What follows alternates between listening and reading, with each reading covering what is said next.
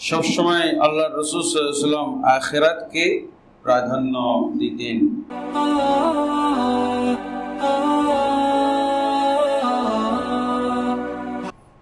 সম্মানিত মুসল্লিয়ানে কেরাম, দুনিয়ার ব্যাপারে আমাদের অমনোযোগী হয়ে আখিরাতের প্রতি মনোযোগী হওয়া দরকার।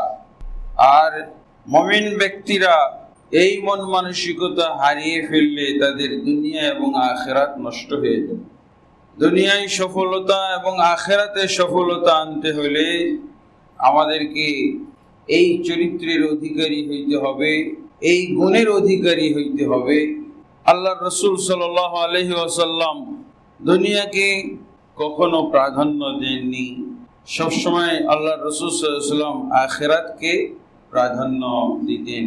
কারণ এই দুনিয়া সম্পর্কে আল্লাহ তাবারক ওয়া তাআলা যেটা সংক্ষেপে বলছেন, ওমাল হায়াতুদ দুনিয়া ইল্লা মাতাউল গুরুর, এই দুনিয়ার জীবন হচ্ছে ক্ষণিকের উপভোগের একটি জায়গা।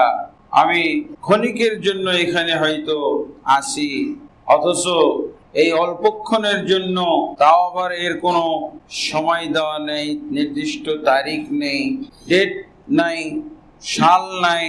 ক্ষণিকের জন্য আসি, তাও অজানা, অনিশ্চিত। এই জন্য আল্লাহ তাবারক ওয়া তাআলা বলছেন এই দুনিয়াটা হলো ধোঁকার, প্রবঞ্চনার, প্রতারণার জায়গা।